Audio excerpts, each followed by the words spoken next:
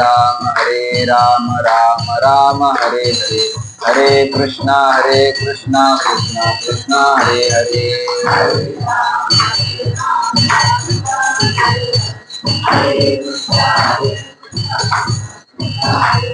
हरे राम राम राम हरे हरे, हरे कृष्णा कृष्णा कृष्णा हरे हरे।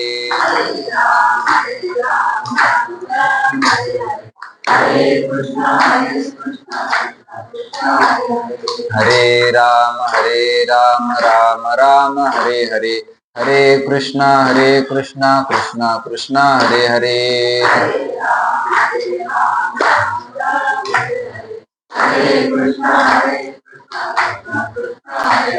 कुंडली कवरदा हरी विठ्ठल, श्री ज्ञानदेव तुकाराम, पंढरीनाथ भगवान की जय, माऊली ज्ञानेश्वर महाराज की जय, जगद्गुरु तुकाराम महाराज की जय, शांती ब्रह्म एकनाथ महाराज की जय, सद्गुरु जोग महाराज की जय। नमामि सद्गुरुं शान्तं सच्चिदानंद विग्रहं, पूर्ण ब्रह्मा परानंद मीशमालंदि वल्लभम्। ओम नमो ज्ञानेश्वरा, करुणाकरा दयाळा, तुमचा अनुग्रह लाधलो, पावन झालो चराचरी। मी कळा कुसरी काहीच नेने, बोलतो वचने अति भाविका, तुमचा अनुग्रह लाधलो, पावन झालो चराचरी। एका जनार्दनी तुमचा दास, त्याची आस पुरवावी, तुमचा अनुग्रह लाधलो, पावन झालो चराचरी। मनोनी शोक न करी, तू पुरता धीर धरी, हे शोच्यता अव्हेरी पंडुकुमारा। विश्व माऊली ज्ञानोबारायांच्या या ज्ञानेश्वरी चिंतनासाठी आपण सगळे या ठिकाणी उपस्थित झालो आहोत। या ज्ञानेश्वरी चिंतनाचा बहुतेक आज 16वा दिवस। प्रथम अध्याय संपून दुसऱ्या अध्यायामध्ये प्रवेश झाला आणि 20व्याचा आपण काल चिंतन केलं होतं। आज आपल्याला 21व्या ओवीपासून पुढे चिंतन करायचं। क्लैब्यम मास्मगमपार्थ नैतत्वयुपपद्यते, क्षुद्रम हृदय दौर्बल्यम त्यक्तोत्तिष्ठ परंतप। भगवान अर्जुनाला उपदेश करतात। परंतप, हे परंतपा, शत्रूला ताप देणाऱ्या अर्जुना, क्लैब्यम मास्मगमः, तू या नपुसकतेला प्राप्त होऊ नको। युद्ध करण्यासाठी रणांगणामध्ये गेल्यानंतर आपल्या सगळ्या गोत्रज मंडळीला अर्जुनाने पाहिलं आणि सगळ्या गोत्रजाला पाहिल्यानंतर अर्जुनाच्या मनामध्ये मोह निर्माण झाला। मोह निर्माण झाल्यामुळे अर्जुनाने निश्चय केला की आपल्या गोत्रजाला मारल्यानंतर आपल्याला पापच लागणार आहे, आणि जर आपल्याला पाप लागत असेल तर हे पाप कर्म आपण कशासाठी करावं। हे पाप कर्म, हे युद्ध केल्यापेक्षा घरी निघून गेलेलं चांगलं, असा निश्चय अर्जुनाने केल्यानंतर भगवान त्या अर्जुनाला मोहातून बाहेर काढण्याचा प्रयत्न करत आहे। आणि भगवान त्या अर्जुनाला जो मोह झाला आणि त्या मोहातून तो जो म्हणत होता की युद्ध करायचं नाही, तर त्या बाबतीत भगवान बोलतात क्लैब्यम मास्मगमः, अर्जुना, तू नपुसकतेला प्राप्त होऊ नको। तू हे जे बोलत आहे हे नपुसकपणाचं लक्षण आहे, हे शूराचं लक्षण नाही। शूर हा युद्धासाठी नेहमी सादर असतो आणि युद्धातून पळून जाणाऱ्याला काय म्हणतात, नपुसक। म्हणून क्लैब्यम मास्मगमः, अर्थ, हे अर्जुना, एतत् त्वयि न उपपद्यते, अर्जुना हे तुला शोभत नाही. युद्धातून पळून जाणं तुला शोभत नाही. तुझ्यासाठी काय शोभतं? युद्ध करणं हे तुला शोभून दिसतं. कारण तू कोण आहे? विचारी तू अर्जुनू, तू कोण आहे याचा विचार कर. पवाडा तुआ केला गंधर्वाशी, गंधर्वासोबत तू पराक्रम केलेला आहे. तो संग्रामी हरजिंकेला, निवात कवचाचा ठाऊ फेडिला. भगवान शंकराचं मन प्रसन्न करून घेतलं. निवात कवच नावाच्या दैत्याला तू मारलंय अर्जुना. असा शूरवीर असणारा तुला हे शोभत नाही. परंतप शुद्रम हृदय दौर्बल्यम त्यक्त्वा उत्तिष्ठ. हे अर्जुना, शुद्र असणार, तुच्छ असणार, हे जे हृदयाची दुर्बलता आहे, हा हृदयाचा जो दुबळेपणा आहे, तो दुबळेपणाचा तो त्याग कर आणि उत्तिष्ठ, युद्धासाठी उठून उभा राहा. मनोनी शोक न करी, तू पुरता धीर धरी. हे स्वच्छता अभेरी पंडुकुमारा. पंडुकुमारा, हे पंडुराजाच्या मुला अर्जुना, मनोनी शोक न करी. या कारणामुळे तू काय करू नको? शोक करू नको. हे सगळे मरतील, हे सगळे आमचेच घरचे आहे, हे केल्यानंतर आम्हाला पापच लागणार आहे, आमचे पूर्वज नरकामध्ये जातील, असा शोक तू करू नको अर्जुना. का करू नको? म्हणून शब्द वापरला. या कारणामुळे तू शोक करू नको. कोणत्या कारणामुळे? वरच्या ओळीमध्ये सांगितलं, कालच्या शेवटच्या ओळीत. हे असतीय कीर्तीशी नाश आणि पारत्रिकाशी अपभ्रंश म्हणे जगन्निवास अर्जुना ते. युद्ध न करता तू घरी निघून जर गेला तर या कर्मामुळे काय होईल? असतीय कीर्तीशी नाश. तुझ्या ठिकाणी जी कीर्ती आहे, या जगामध्ये तुझी जी कीर्ती पसरलेली आहे, तुझे नामे अपयशी दिशा लंघिजे. तुझं नुसतं नाव जरी घेतलं तरी अपयश दिशा सोडून निघून जातं. असं जी तुझी कीर्ती पसरलेली आहे, ती कीर्ती काय होईल? नष्ट होईल. तू जर युद्धातून घरी निघून गेला तर पारत्रिकाशी अपभ्रंश, परलोकामध्ये सुद्धा तुला चांगली गती मिळणार नाही अर्जुना. म्हणून असं हे दोन कारण असल्यामुळे शोक न करी. तू या ठिकाणी शोक करू नको. शोक म्हणजे काय? तर हा दुःखाचा एक प्रकार आहे. दुःखाचे दोन प्रकार, एक शोक दुःख आणि एक ताप दुःख. शोक दुःख हे दुःखाचा प्रकार आहे. शोक सुद्धा दुःखच देत असतो आणि ताप सुद्धा काय करत असतो? दुःखच देत असतो. तरी कवना ते ताप पोळी, कैसेनी व शोक उजाळी. ज्ञानोबारांनी याच्यामध्ये थोडा फरक केलेला आहे.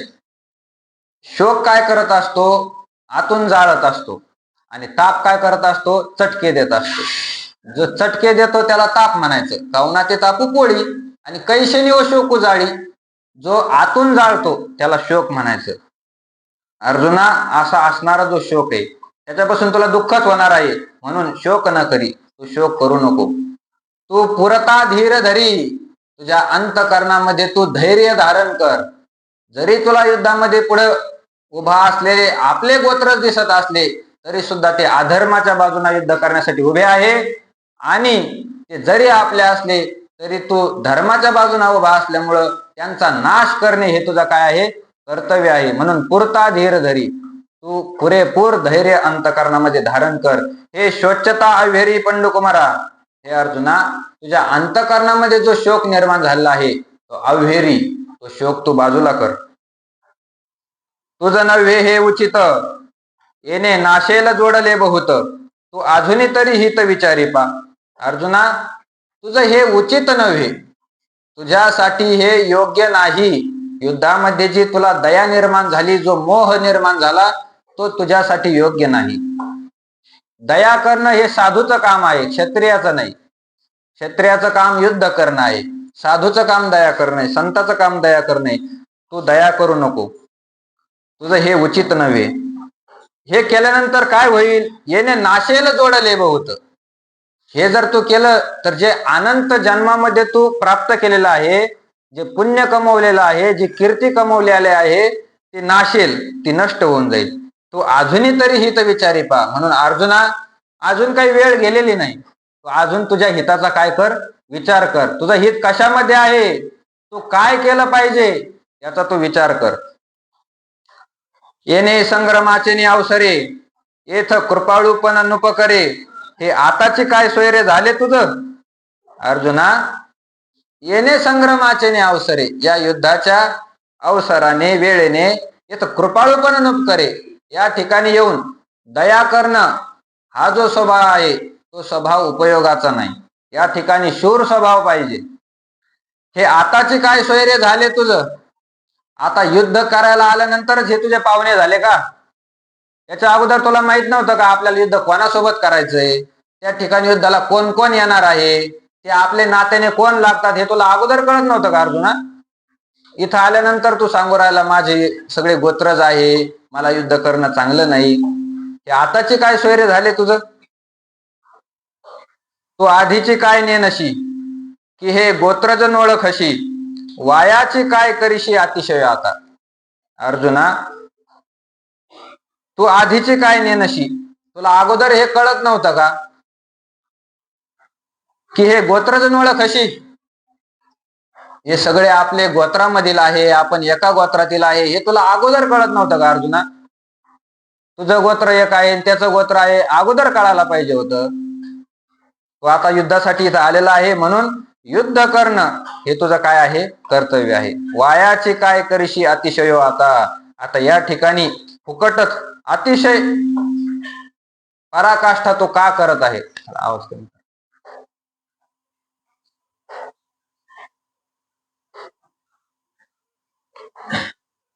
तू आधीची काय नेनशी, तुला हे अगोदर माहित नव्हतं का? हे तुझे सगळे गोत्रच आहे.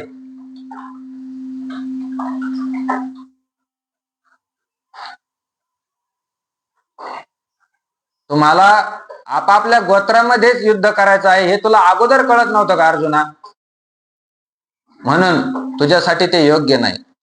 गोत्रज म्हणजे काय? आता गोत्रज शब्द या ठिकाणी आलाय म्हणून गोत्रज, गोत्र म्हणजे कुळ, आणि ज म्हणजे जन्मलेले. एका कुळात जे जन्मलेले त्यांना काय म्हणायचं? गोत्रज म्हणायचं. कुळामध्ये 3 प्रकार, एक सापिंडे असतं, दुसरं समानोदक आणि तिसरं गोत्रज, असे 3 प्रकार आहेत. सापिंडे जे आहे, सापिंडे कोणामध्ये असतं? समान पिंडाचे 2 माणसं आहेत, आपण एका कुळातील 2 माणसं आहेत, त्याचा 7वा पूर्वज आणि आपला 7वा पूर्वज जर एक असेल तर त्यांचं दोघांचं काय असतं? सापिंडे असतं. त्याचा 7वा पूर्वज जो आहे तोच आपला 7वा पूर्वज पाहिजे. मग त्या 7व्या पूर्वजापासून खालचे जे सगळे आहेत ते सगळे आपले काय आहे? सापिंडे असतं, सापिंडे. त्यानंतर ज्याचा 14वा पुरुष आणि आपला 14वा पुरुष एक आहे, त्याचं ना आपलं काय असतं? समानोदक असतं. 14व्या पुरुषापासून खाली त्याला समानोदक म्हणायचं. आणि गोत्रज कशाला म्हणायचं? पुढच्या मनुष्याचा आणि आपला 21वा पूर्वज एक पाहिजे. 21वा पूर्वज जर एक असेल तर त्याचं ना आपलं काय असतं? एक गोत्र असतं, एका गोत्रामधील आपण जन्मलेले असं त्याला मानलं जातं. म्हणून सापिंड्य, समानोदक आणि गोत्र असे 3 प्रकार पडतात. आता एखाद्या गावामध्ये सगळं गावच काय असतं? एका आडनावाचं असतं. काही काही गावात असते 2-4 घर दुसरे असतात, सगळे एका आडनावाचे माणसं. आता मेल्यानंतर सुतक धरावं लागतं. मग ते सुतक धरायचं तर सगळं गाव एका आडनावाचं, म्हणजे सुतक कोणाचं धरायचं? आडनाववाल्याचं. आपलं त्याचं आडनाव एक असलं का सुतक धरायचं. त्या गावातच एवढे माणसं असते तर त्याचं सुतक फिटोस तर दुसरं मरून जातं. आमच्या गावाजवळ आहे एक वायगाव नावाचं गाव आहे, तिथं सगळे बोबडे आडनावाचे लोक आहेत. एवढे लोक मरतात, त्याचा दावा होईपर्यंत दुसरा एखादा मेलेलाच असतो. मग त्यांनी काय करायचं? वर्षभर सुटकातच राहायचं का? सगळे सण आपले सुटकातच घालायचे का? रोज देवपूजा, संध्या, कर्म, गावातल्या मंदिरात देवाचं दर्शन हे करायचं नाही का त्यांनी? त्याच्यासाठी शास्त्राने सांगितलं की सुतक कोणाचं धरायचं असतं? जे सापिंडे असतं त्यांचं सुतक धरायचं. जरी आपलं सगळं गाव एका आडनावाचं असलं तरी सुद्धा जो मेलेला आहे त्या मेलेल्या माणसाचा 7वा पूर्वज आणि आपला 7वा पूर्वज जर एक असेल तरच काय धरायचं? सुतक धरायचं. जर त्याचा 7वा पूर्वज आणि आपला 7वा पूर्वज एक नसेल तर सुतक धरायची गरज नाही, जरी एका आडनावाचे असले तरी. त्याला खेडेगावामध्ये खांड म्हणतात. आम्ही आमचं खांड पाडून घेतलं, म्हणजे आता बाजूला काढून घेतलं. का बाजूला काढून घेतलं? कारण नित्यकर्म, संध्या हे देवदर्शन, देवपूजा करायचे असतात, म्हणून सापिंड्याचं काय धरायचं असतं? सुतक धरायचं असतं, असं शास्त्र सांगतं. एखादा जरी मेला आणि त्याच्या दावा होण्याच्या अगोदर जर दुसरा मेला, तर अगोदर जो मेलेला आहे त्याच्या दाव्यामध्ये दुसरा जो मेलेला आहे त्याचा दावा घातला तरी चालतो. पुढे शिल्लक दिवस त्याचं सुतक धरण्याची गरज नाही. हे नाथ महाराजांनी सांगितलेलं आहे. आपण जर नाथ महाराजाचं भागवत वाचलं तर त्या भागवतामध्ये स्पष्ट लिहिलेलं आहे की दुसऱ्याचं सुतक जे असतं ते पहिल्याच्या सुतकानेच फिटत असतं. उद्या एखाद्याचा दावा आहे, मरून त्याला 9 दिवस झाले आणि उद्या त्याचा दावा आहे, पण आदल्या दिवशी जर गावात दुसरा माणूस मेला तर त्याचं शिल्लक 9 दिवस सुतक नाही धरायचं, उद्याच्या दाव्यातच त्याचा दावा करून टाकायचा, असं शास्त्र सांगतं. म्हणून गोत्र, एका गोत्रामधील कोण म्हणायचे तर 21वा पूर्वज जर एक असेल तर ते काय असतं? गोत्र असतं. अर्जुना, हे तुझे गोत्र आहे, तू अगोदर ओळखत नव्हता का? वयाचे काय करीशी अतिशय आता? आजीचे हे झुंज काय जन्मानवल तुझं? हे परस्परे तुम्हा व्याज सदाची आथी. या ठिकाणी आज जे युद्ध करण्यासाठी तुम्ही एकत्र आलेले आहे, हे युद्ध तुमचं काय आजकालचं थोडीच आहे. हे परस्परे तुम्हा व्याज सदाची आथी, तुमच्या परस्परामध्ये, कौरव आणि पांडवांमध्ये युद्ध आतापर्यंत सदा होत आलेलं आहे. लहानपणापासून तुम्ही काय करतात? युद्ध करतात एकमेकांमध्ये. कौरवाच्या मनात एवढंच होतं की पांडव कसे मारणार, खेळता खेळता सुद्धा त्यांना मारून टाकता आलं पाहिजे, अशी युक्ती पांडव करायचे. कोणत्याही क्षुल्लक कारणावरून युद्ध करायचे पांडव मारण्यासाठी. म्हणून हे तुमचं युद्ध आजचं नाही, आतापर्यंत किती पण तुम्ही युद्ध केलेलं आहे, म्हणून तू शोक करू नको. तरी आता काय झाले? काही स्नेह उपनले, हे नेनेजे परी कुडय केले अर्जुना तुला. मग तुला आताच काय झालं युद्ध करण्यासाठी? काही स्नेह उपनले, तुला असा कोणता मोह निर्माण झालेला आहे? हे नेनेजे परी कुडे केले अर्जुना तुला. देव म्हणतात, अर्जुना तुला कसा मोह निर्माण झाला हे मला सुद्धा कळत नाही. नेनेजे परी तुवा कुडे केले, तुला हे फार वाईट केलं अर्जुना. अंतकरणामध्ये मोह धारण केला आणि मोह धारण करून युद्ध करायचं नाही असा जो निश्चय केला ते फार वाईट आहे. असं केल्याने काय होईल? मोह धरिले आयशे होईल, जे असती प्रतिष्ठा जाईल आणि परलोकही अंतरेल अहिकेशी. अर्जुना, जर मोह तू धारण केला तर असती प्रतिष्ठा जाईल, तुझी जी कीर्ती आहे त्या कीर्तीचा नाश होईल आणि ऐहिकेशी परलोकही अंतरेल. आणि या ठिकाणी तर सुख मिळणारच नाही, पण परलोकामध्ये तुला सुख मिळणार नाही. हृदयाचे ढिलेपण येथ निकयाशी नव्हे कारण, हे संग्रामी पतन जाण क्षत्रियाशी. येथ या ठिकाणी युद्धामध्ये हृदयाचे ढिलेपण निकयाशी कारण नव्हे. हृदय तुझं जे ढिल्ल झालेलं आहे, हृदयामध्ये जी दुर्बलता प्राप्त झालेली आहे, हृदयामधून जे धैर्य तुझं निघून गेलेलं आहे, असा हृदयाचा ढिलेपणा अर्जुना निकयाशी कारण नव्हे, आपल्या चांगलं होण्यासाठी कारण नसतो.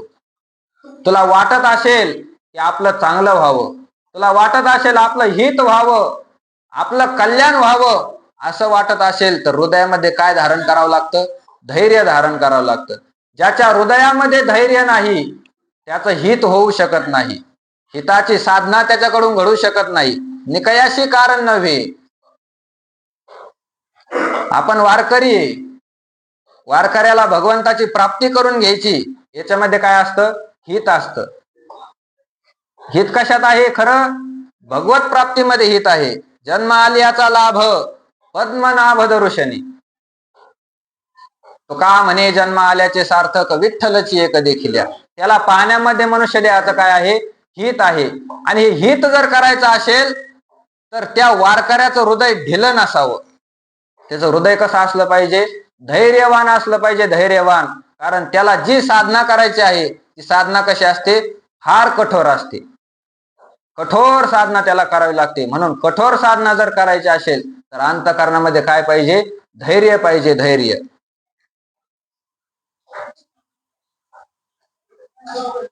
साहोनिया टाकी घाये, पाषाण देवची झाला पाहे.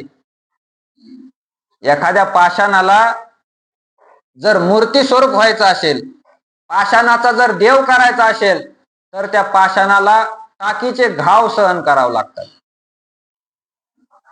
टाकीचे घाव जर सहन केले नाही तर तो पाषाण देव होऊ शकत नाही.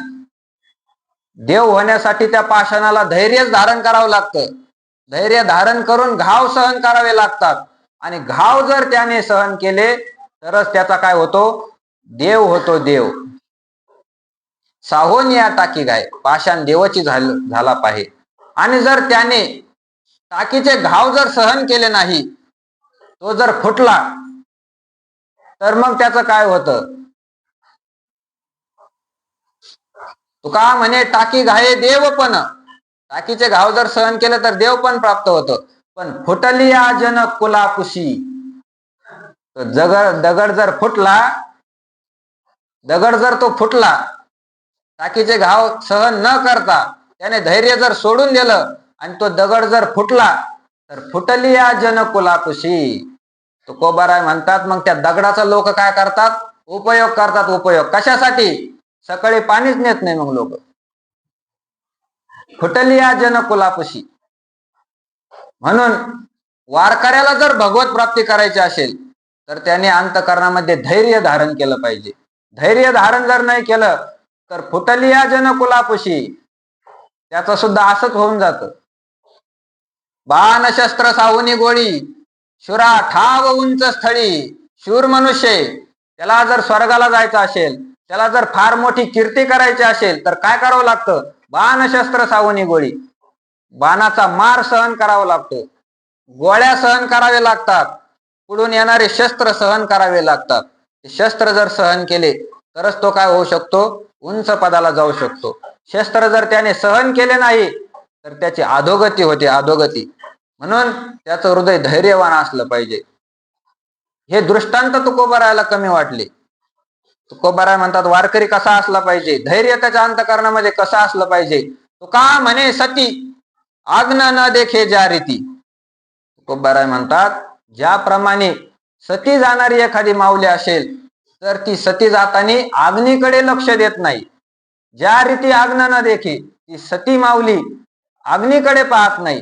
अग्नी आपल्याला पोळणार आहे असा विचार सुद्धा ती करत नाही. तिला समोर अग्नी दिसत नाही, तिला कोण दिसतो, आपला पती दिसतो, पती. तसा वारकरी असला पाहिजे. आग्न न देखे ज्या रीती, त्याला समोर फक्त भगवंत दिसला पाहिजे. त्या भगवंताकडे जायचं आपल्याला. मध्ये येणारा जो संसार रूपी अग्नी आहे, काम क्रोध रूपी जो अग्नी आहे, तो वारकऱ्याला दिसलाच नाही पाहिजे. स्पर्श करायचा लांब. म्हणून देव सांगतात हृदयाचे ढिले पण येथने काही कारण नव्हे. अर्जुना, हृदयाची दुर्बलता, धैर्य धारण न करणं हे हितासाठी योग्य नाही. त्याने हित होणार नाही, त्याने तुझं पतन होणार आहे. म्हणून तू ते सोडून दे. हे संग्रामी पतन जाण क्षत्रियाशी. अर्जुना, हृदयाचं ढिले पण क्षत्रियाशी संग्रामी पतन जाण. क्षत्रिय लोकांना या युद्धामध्ये काय आहे, ते पतनच आहे, पतन. ते केल्याने तुमचं पतन होईल. ऐशेने तो कृपावंत नाना परी असे शिकवित, हे ऐकोने पंडुसुत काय बोले. अशा प्रकारे कृपावंत असणारा जो भगवान, ज्याच्या ठिकाणी मूर्तिमंत कृपा आहे, कृपेचा जो सागर आहे, दयेचा जो सागर आहे, असा असणारा भगवान परमात्मा तो अर्जुनाला नाना परी शिकवित असे अनेक प्रकाराने शिकवित आहे. वेगवेगळ्या प्रकाराने वेगवेगळे उदाहरण देऊन अर्जुनाला समजून सांगत आहे की तुझ्यासाठी शोक करणं योग्य नाही, तुझ्यासाठी युद्ध करणं योग्य आहे, युद्ध. हे ऐकून पंडुसुत काय बोले. असं ऐकल्यानंतर पंडूचा मुलगा असणारा तो अर्जुन काय बोले, काय म्हणायला लागला. अर्जुन वाच कथम भीष्महं संख्ये द्रोणं च मधुसूदन ईशुभे प्रतियोत्स्यामी पूजार्हा वरिसूदन. मधुसूदन, हे मधुसूदना, मधु दैत्याचा वध करणाऱ्या भगवंता, अहम, मी, संख्ये, या युद्धामध्ये, रणांगणामध्ये, द्रोणम च भीष्मम सह, द्रोणाचार्याबरोबर युद्धामध्ये भीष्माचार्याबरोबर, युषुभिही, बाणांच्या द्वारे, कथम प्रतियोत्स्यामी, कसा मी युद्ध करू, कसं त्यांना मी बाण मारू. अरिसूदन, हे अरिसूदना, आर्य दैत्याचा वध करणाऱ्या अर्जुना, तो पूजार हो, ते दोन्ही आमच्यासाठी कसे आहे, पूजनीय आहे, पूजनीय. आम्ही द्रोणाचार्यांची पूजा करावी, भीष्मांची पूजा करावी, ते आमच्यासाठी पूजनीय आहे. त्यांना आम्ही बाणाने कसं मारू. देवा हे येतुलेवरी, बोलावे न लगे अवधारी, आधी तूच विचारी संग्राम हा. अर्जुन म्हणतो देवा येतुले वरी बोलावे न लगे. ऐक अर्जुन, देवा ऐक, येतुले वरी बोलावे न लगे. मला हे एवढं सांगण्याचं तुला कारण नाही रे, तुला सांगण्याची गरज नाही एवढी. युद्ध केल्यानंतर काय होईल, आमच्या कुळाचा नाश होईल, आमच्या कुळामध्ये वर्णसंकर होईल, आम्हाला नरकात जावे लागेल, ज्या पुण्याने तो आम्हाला प्राप्त झालेला ते पुण्य गेल्यामुळे तो आमच्यापासून दूर निघून जाशील, एवढं तुला सांगण्याची गरज मला वाटत नाही. हे तुले वरी बोलावे न लगे, आधी तूच विचारी संग्राम हा. देवा तूच काय कर, अगोदर या युद्धाचा विचार कर, युद्धाचा विचार कर. तू मला सांगू राहिला विचार कर विचार कर, पण तू अगोदर विचार कर देवा. कोण म्हणतो? अर्जुन म्हणतो. कोणला म्हणतो? देवाला म्हणतो. त्या देवाला विचार ज्याच्यापासून निर्माण झालेला आहे, सार काय आसार काय हे ज्ञान ज्याच्यापासून निर्माण झालेलं आहे, ज्याने वेदाला शिकवलेलं आहे, वेद ज्याच्याकडे शिक्षण घेतलं त्या वेदाने, असा असणारा भगवान, विचाराचा समुद्र असणारा भगवान, त्या भगवंताला अर्जुन म्हणतो आधी तूच विचारी संग्राम हा. देवा तू विचार कर. म्हणजे देव काय अविचारी काय? अर्जुनाला वाटतं देव अविचारीचे, देवाला अजून कस काय कळाना, मी देवाला ज्ञान सांगू राहिलो. देवा आधी तूच विचारी संग्राम हा. देव हसायला लागले. बरोबर करतो विचार. हे झुंजन हे प्रमाद. अर्जुन शिकवतो देवाला, देवा हे झुंजन हे प्रमाद. हे काय युद्ध आहे काय? युद्ध नाहीये, हे प्रमाद आहे. प्रमाद मोठी चूक आहे, महापाप आहे. येथ प्रवर्तलिया दिसत असे बाध. या ठिकाणी या युद्धामध्ये जर आम्ही प्रवृत्त झालो तर मला सरळ सरळ काय दिसत आहे? बाध म्हणजे पतन दिसत आहे, पतन, दोष दिसत आहे. हा उघड लिंग भेद ओढवला आमच्यासाठी. उघड उघड हा लिंग भेद झालेला आहे, म्हणजे मोठ्या माणसाचा अपमान आमच्याकडून होत आहे.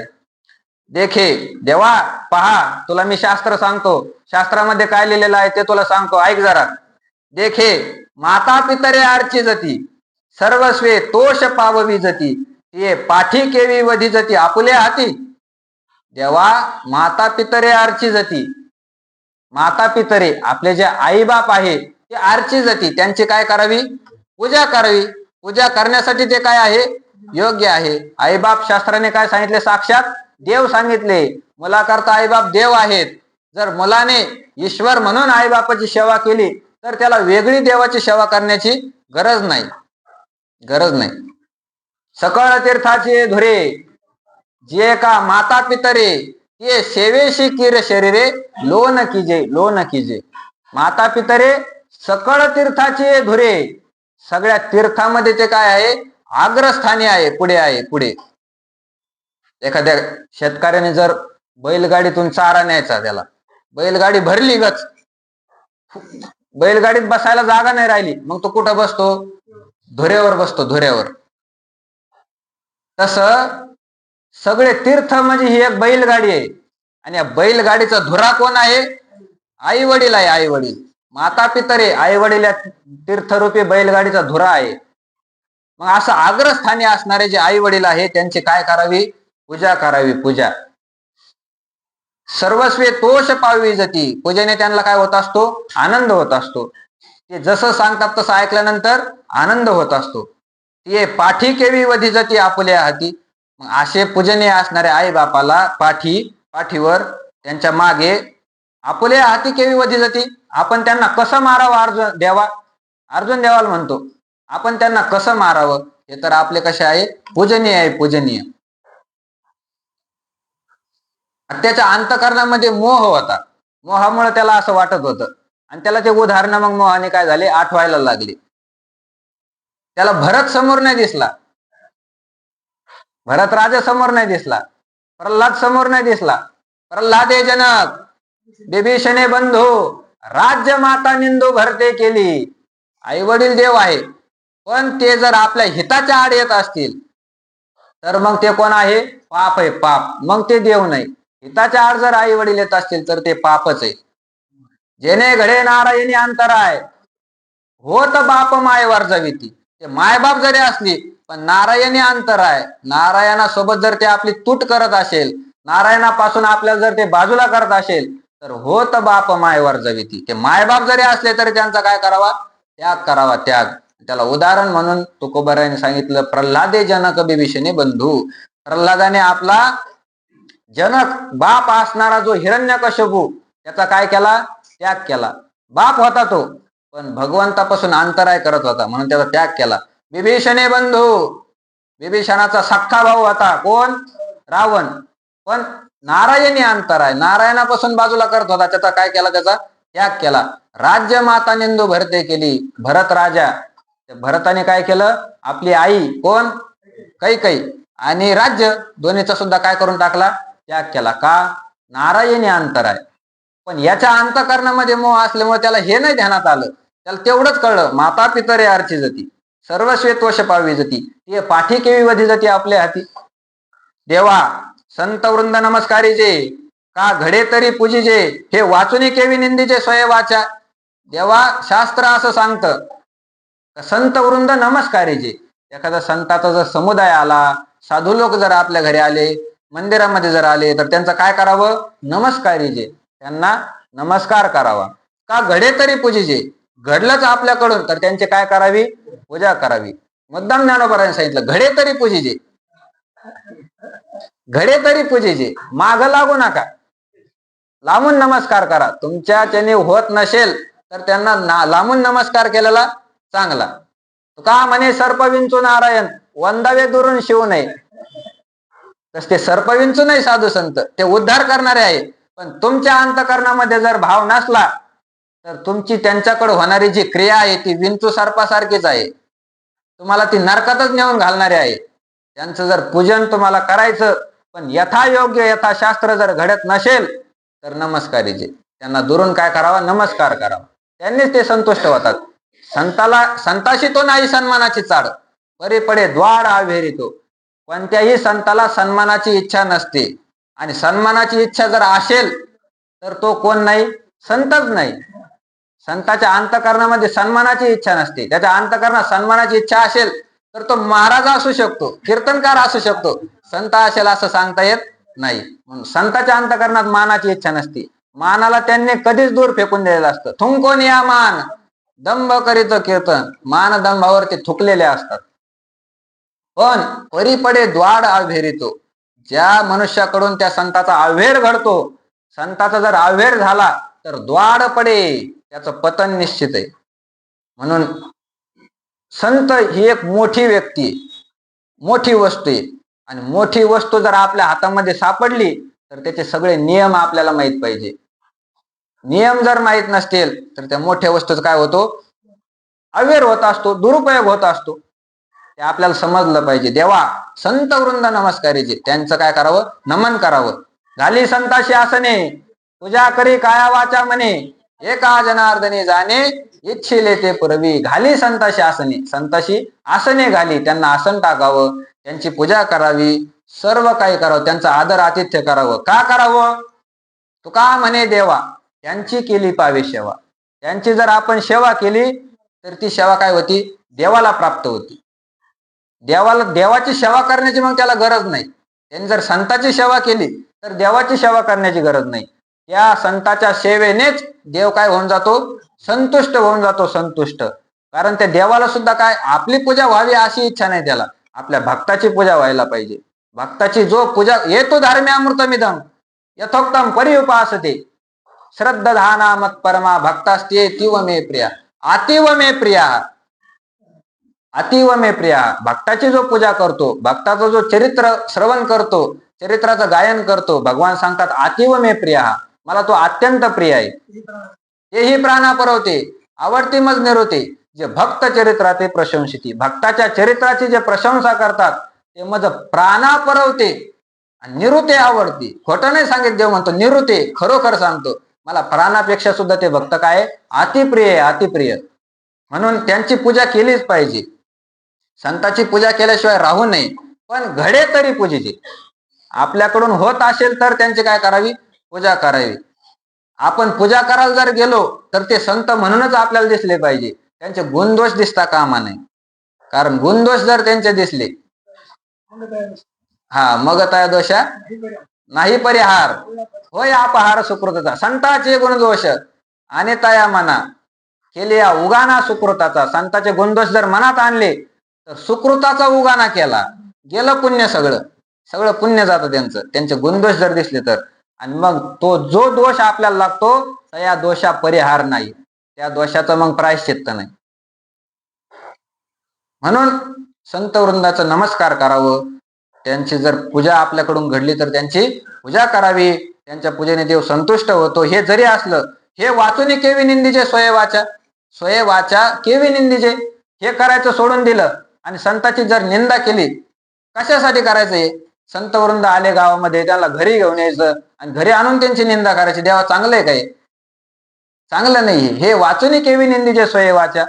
संतांची निंदा जर आपल्याकडून घडत असेल, संत निंदा ज्याचे घरी नव्हे घर ते यमपुरी, त्याच्या पापा नाही जोडा, संगे जना होय पिडा. ज्याच्या घरामध्ये संतांची निंदा होते ते घर नाही, ते काय आहे? साक्षात यमपुरी नरक आहे. संगे जना होय पिडा. त्याच्या संगतीमध्ये जर एखादा गेला तर काय होतं? त्याला सुद्धा दुःख भोगावं लागतं. म्हणून संगत करत असताना सुद्धा आपण ज्याच्या संगतीमध्ये राहतो त्याच्याकडून संतांची निंदा तर घडत नाही ना, ते आपण पाहिलं पाहिजे. जर त्याच्याकडून संतांची निंदा घडत असेल, आपण नाही केली, तर त्याच्या संगतीमध्ये तू राहतो ना, तुला सुद्धा तेवढंच पतन भोगावं लागतं. संतांची निंदा ही फार मोठा घात करणार आहे. एखाद्याला जर नरकात जायचंच असेल, माझी फार इच्छा आहे नरकात जाण्यासाठी. नरकात कधी जात असतो मनुष्य? त्याला पाप व्हावं लागतात, पापाचा संचय व्हावा लागतो. मग भरपूर पाप झाल्यानंतर त्या पापाने तो काय करतो? नरकात जात असतो. पण म्हणले नाही, मला आता दमच निघत नाही, मला पाहायचाच एकदा नरक कसा आहे, मला तिथल्या यातना एकदा भोगूनच यायच्या, मी काय करू? तुकोबारायने सांगितलं, एक काम कर, सोपा उपाय, कौतुकाने गोड मानून संतांची काय करायची? निंदा करायची. संतांची निंदा केली तर मग विना थांबा, न थांबता त्याला नरकामध्ये जायला भेटत. संत निंदा गोड करी कौतुके सदा. सुरुवात करायची. संत निंदा गोड करी कौतुके सदा. नाही, ते विटमानाने कीर्तन तरी संत निंदा गोड करी कौतुके सदा.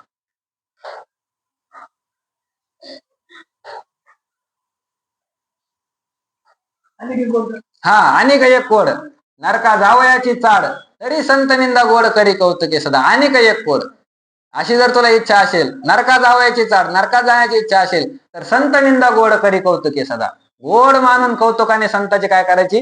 निंदा करायची. संतांची निंदा फार घातक आहे, नरकात नेल्याशिवाय ती राहत नाही. म्हणून संतांची निंदा आपल्याकडून घडली नाही पाहिजे. संतांच्या हेळणे बाटले जे तोंड, प्रत्यक्ष ते कुंड चर्मकाचे, भेसळीचे वीर्य आयशा अनुभवी, आपुले परावे नाही खळा.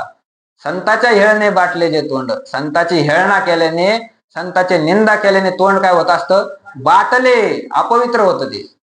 प्रत्यक्ष ते कुंड चर्मकाचे, त्याचं तोंड नाही, ते चर्मकाचे कुंड, सांभाराचं कातड भिजवण्याचं ते काय आहे? कुंड आहे, कुंड. भेसळीचे वीर्य आयशा अनुभवी, असा माणूस कोण आहे? भेसळीचे वीर्य आयशा अनुभवी, एका बापाचा नाही, माझ्या पदरचं नाही, तुकोबारायचं वाक्य. भेसळीचे वीर्य आयशा अनुभवी, भेसळीच्या वीर्यापासून त्याची उत्पत्ती झालेली आहे. आपुले परावे नाही खळा, त्याला आपले संत कोण असतात, परके कोण असतात, हे ज्या खळाला कळत नाही.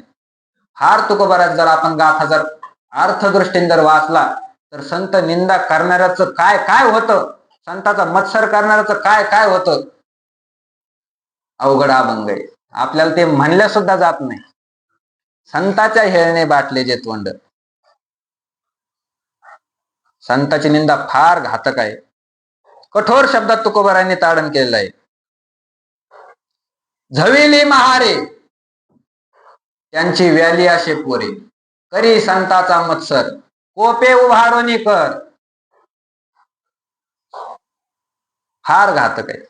म्हणून हे वाचुनी केवी निंदीचे सोये वाचा.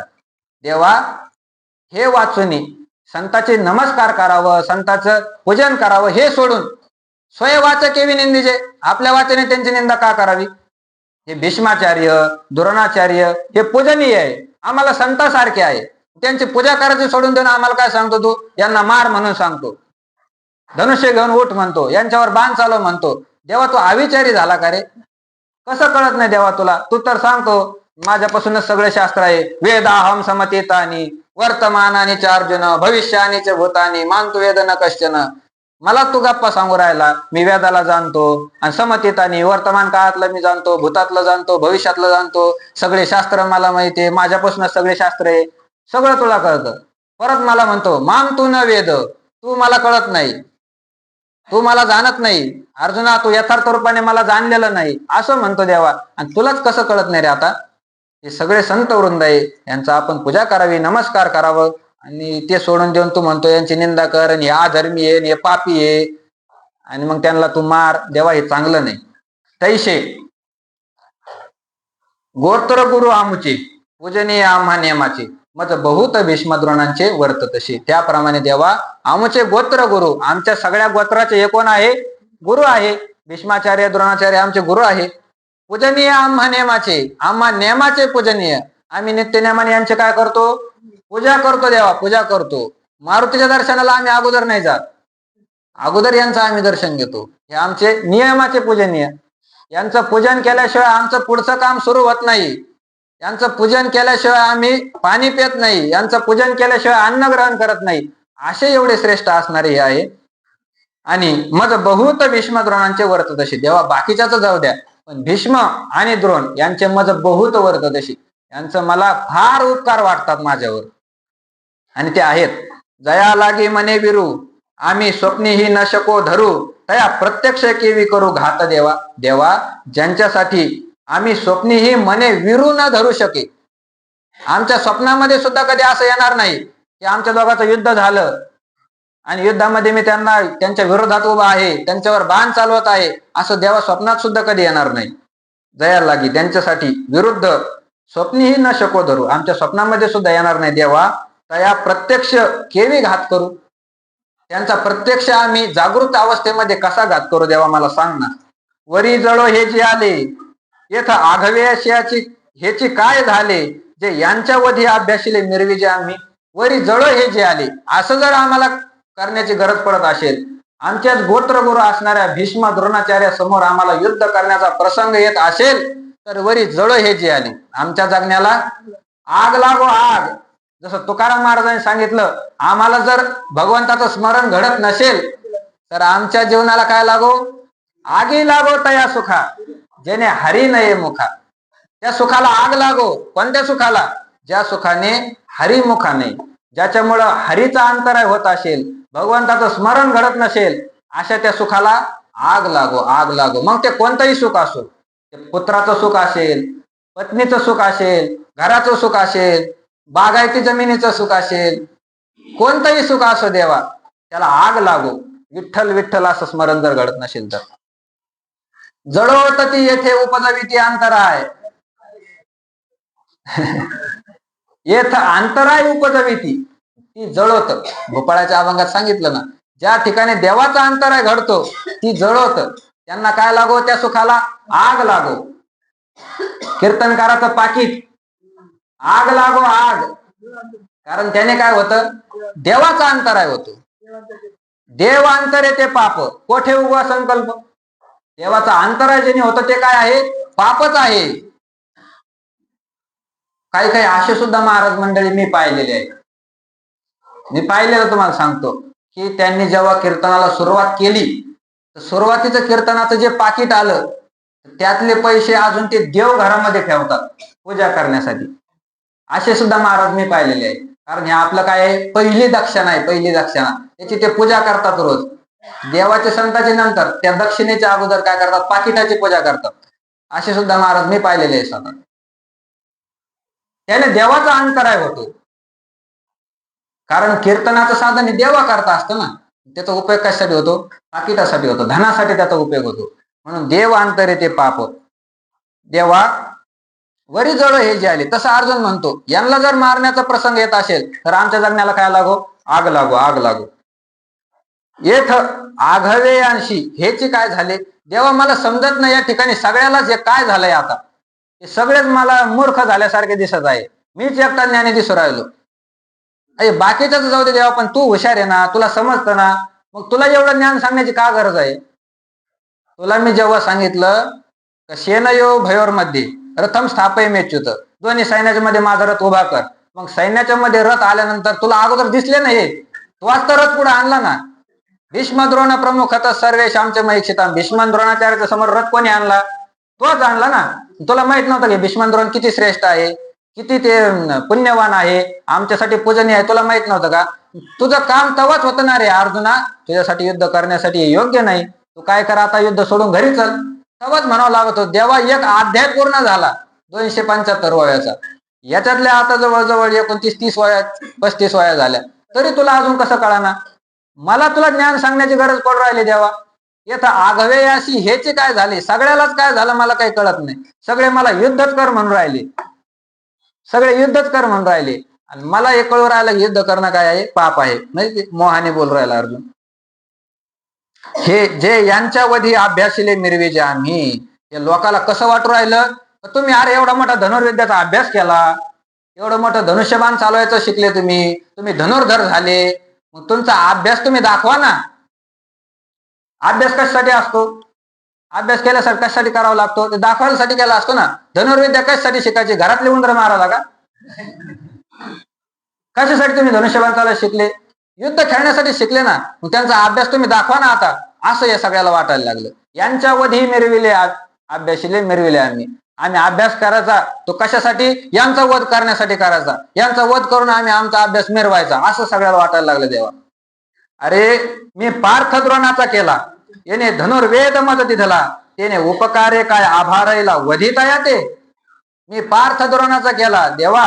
मी जो पार्थ म्हणून धनुर्धर म्हणून जो तुमच्या समोर उभा आहे, तो कोणी केलं? मला मायबापाने नाही केलं, द्रोणाचा केला.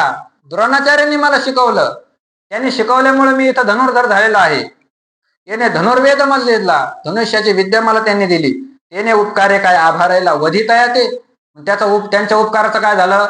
आभार झाला. मी आभारी आहे, त्यांचे माझ्यावर उपकार आहे. मग त्या उपकारातून उत्तीर्ण व्हायचं. कसं उत्तीर्ण व्हायचं? यांना मारून का? आम्हाला माहितीये, शास्त्र असं सांगतं का विद्या घेतल्यानंतर गुरुला गुरुदक्षिणा द्यावी लागते. गुरुदक्षिणा काय द्यायची? गुरुचा जीव घ्यायचा का? गुरुदक्षिणा म्हणून गुरुला ज्याने सुख होईल असं काहीतरी करावं लागत असतं का? त्यांना मारणं हे काय गुरुदक्षिणा आहे का देवा? म्हणून त्याने उपकारे काय आभारायला वधिता येते. आम्ही त्यांचा काय नाश करावं हेच काय त्यांच्या उत्तीर्ण होण्याचं साधन आहे का? जेथीचे अकृपाला हे जे वर, तेथेची म्हणे व्यभिचार, तरी काय मी भस्मासूर. अर्जुन म्हणे जेव्हा मी काय भस्मासूर वाटतो का तुला? तू युद्ध करण्याचं मला सांगत आहे, मी काय भस्मासूर आहे का? म्हणले आता भस्मासुराचं काय संबंध आला इथं? अर्जुन म्हणतो देवा तुला दृष्टांत सांगतो. भस्मासुराचं कसं होतं? भगवान शंकराचा काय होता? एकनिष्ठ भक्त होता. भगवान शंकराची रोज पूजा करायचा, प्रातःकाळी त्याचा नियमच होता. भगवान शंकराची पूजा केल्याशिवाय पुढचं कर्म करायचं नाही. भगवान शंकराची मोठी पिंड होती, मंदिर होतं. शंकराची पूजा म्हणजे काय असतं? आशुतोष, त्यांचं नावच काय आहे? आशुतोष. थोड्याने संतुष्ट होतात. तांब्याभर काय घालायचं त्यांना? पाणी घालायचं, 2-3 बेलाचे पत्र आणि भस्म वाढायचा, झाली शंकराची पूजा. सोपी असते. मग शंकराला भस्माच्या दुकानातला थोडीच चालतो, ते आपले लोक दुकानातलाच घालते. दुकानातला भस्म शंकराला चालत नाही. त्याला कोणता लागतो? चिताभस्म. मेल्याला मनुष्याची राग जी झाली ती राग भस्म म्हणून त्या शंकराला लागते. मग आता ते भस्मासूर काय करायचा? रोज शंकराला ते अभिषेक घालायचा, ते शंकराची पूजा करायचा आणि त्याला भस्म लागत होतं. आता भस्म लागत होतं, त्याचा नियम होता शिळ भस्म देवाला घालायचं नाही, ताजं भस्म. ताजा मेला का त्याचं भस्म आणायचं, शिळ भस्म नाही. कारण ते भरपूर उपलब्ध झालं असतं ना. एखादा माणूस मेला त्याने गोणी भर जर घरी आणून ठेवलं असतं, किती का दिवस गेला असता ना. ते शिळ नाही, आपल्याला रोज काय लागतं? ताजा. नियमच केला त्यांनी. आणि मग आता ताजं रोज कशाचं भेटतं? कोण रोज थोडी मरत असते माणसं. जरी मरत असते तर ते वेगवेगळ्या प्रांतात असते, आपल्या जवळच्या भागात रोज थोडी मरते. मग त्याला भस्म भेटाना. मग शंकराला त्यांनी साकडं घातलं, भगवंता तुझी पूजा करायची तर मला इच्छा आहे, पण तुझ्या पूजा करण्यासाठी मला भस्म रोज मिळत नाही, मी काय करू? आता ते भोळे महादेव त्यांनी वरदानच देऊन टाकला, तू ज्याच्या मस्तकावर हात ठेवशील त्याच काय होईल? भस्म होईल. तुला दुसरीकडे जाण्याची गरजच नाही. पूजाला बसला, आला एखादा कीर्तनकार, लगेच हात ठेवायचा भस्म. कारण ते कामाचेच नसते ना समाजाच्या. तेच ते नरकात जाते, समाजाला नरकात नेते. म्हणून जास्त करून तू कीर्तनकाराच्याच मस्तकावर काय करायचं असं महादेवाने सांगितलं. मग भस्म, आणि मग तुझी काय होईल, पूजा करण्यासाठी तुला भस्म उपलब्ध होईल. मग त्याचं ठरलं. मग आता तो काय, कोणी आला का भस्म करायचा, कोणी आला का काय करायचा, भस्म करायचा. एक दिवस पूजाला बसला, नारद आली. आता त्याच्या ध्यानात आलं का कीर्तनकाराचं भस्म करायचा. नारद तर पहिले कीर्तनकार. ते आला मग नारदाच्या मागं पळायला लागला. नारदाला माहितच होतं यायला आपल्याला काय द्यायला आहे, महादेवाने यांना वर द्यायला यायचं. आणि शक्ती वराची असते ना, ते कोणी असो, कोणावर सुद्धा काय होते, वराची शक्ती चालते. नारद पुढे पळायला लागले. पण ते नारदच काही केलं तरी नारदच ते, ज्यांच्याकडे युक्तीचा साठा आहे की नाही. मग नारदाने विचार केला, आता आपल्याला काय करायचं, आपली सुटका करायची आणि जगताची सुटका करायची. आपण पण सुटलं पाहिजे आणि सगळं विश्व सुटलं पाहिजे. आणि कशाने होणार आहे, याला मारल्याशिवाय होत नाही. मग त्या नारदाने अशी युक्ती केली, त्याला थांबवलं. म्हणजे मूर्खा थांब, मूर्खा थांब म्हणले. आता भस्मासुराला वाटलं मी त्रैलोक्याचा राजा असल्यासारखा आहे, एवढी शक्ती माझ्या हातामध्ये आहे, मस्तकावर हात ठेवल्याने काय होतो, भस्म होऊन जातो. एवढा असणार मी, मला हा काय म्हणत आहे, मूर्ख म्हणत आहे. तर नारदा, तुम्हाला माहिती आहे माझ्याकडे कशी शक्ती आहे, तुम्ही मला मूर्ख का म्हणता. म्हटले नारद म्हणले, मूर्ख आहे म्हणून म्हणतो. कसा मूर्ख आहे मी, मला सांग बरं नारदा. मग नारदाने सांगितलं, अरे याच्या त्याच्या डोक्यावर हात ठेवतो, याचा भस्म पाड, त्याचा भस्म पाड, आणि ते देवाला काय करतो, भस्म लावतो. तुला कशासाठी पूजा करतो तू. म्हणले मी त्रिलोक्यात विजयी झालो पाहिजे, माझ्यामध्ये सगळ्या शक्त्या आल्या पाहिजे, मी अमर झालो पाहिजे, याच्यासाठी मी काय करतो, पूजा करतो देवाची. मूर्खासारखा काय करतो म्हणले. मग आशाच्या डोक्यावर हात ठेव, आशाच्या डोक्यावर हात ठेव. तर त्याच्या डोक्यावर हात ठेवल्यानंतर तिन्ही लोकांचा तो मालक झाला पाहिजे, आणि सुंदर अशी पत्नी सुद्धा तुला मिळाली पाहिजे, सगळं राज्य मिळालं पाहिजे. आशाच्या डोक्यावर हात ठेव म्हणजे तुझं सगळं काम होईल. हा म्हणजे नारदा, तुम्ही चांगलेच हुशार आहे गाड्यात, जाऊ द्या तुम्हाला आता क्षमा, जरी कीर्तनकार असले तरी क्षमा, जाऊ द्या. मग म्हणले तुम्हाला सोडून देतो. आता मग मी काय करू. ते म्हणले तुझं तू पाय, आता मी काय सांगू तुला, मी तुला फक्त लक्षण सांगितलं. ज्याच्या डोक्यावर हात ठेवल्यानंतर तिन्ही लोकांचा मालक होशील आणि चांगली पत्नी मिळेल, त्याच्या डोक्यावर हात ठेव. तो कोण येईन काय येईन तू विचार कर, मी नाही सांगत म्हणले. मग त्याने विचार केला, असं कोण आहे तर शंकर. शंकराची पत्नी पार्वती माता, पार्वती मातेसारखं सुंदर देवी जैसे का स्वरूप तुझे. शंकराने सांगितलं ना, पार्वती मातेसारखं सुंदर स्वरूप कोणाचं नाही.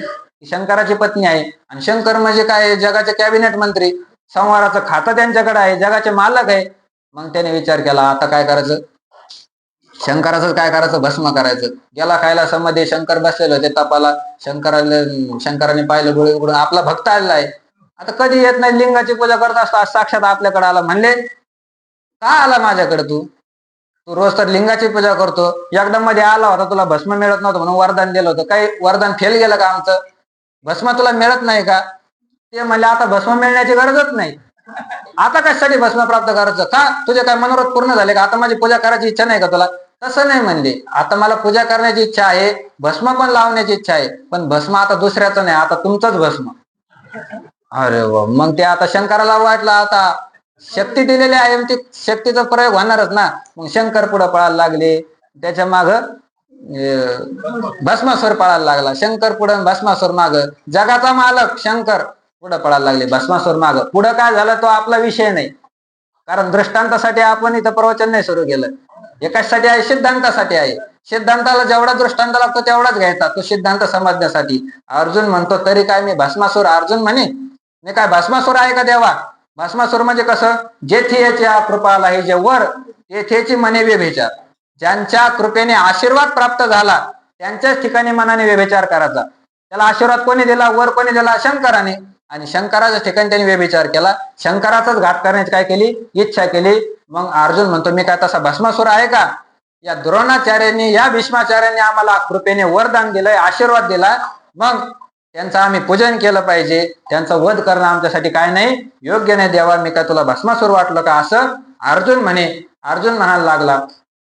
आपली वेळ संपलेली आहे. आज 38व्या वयेपर्यंत आपण चिंतन केलं, उद्या पुढच्या वयाचं चिंतन करण्याचा प्रयत्न करू. कुंडली गवर्ध हरी विठ्ठल श्री ज्ञानदेव.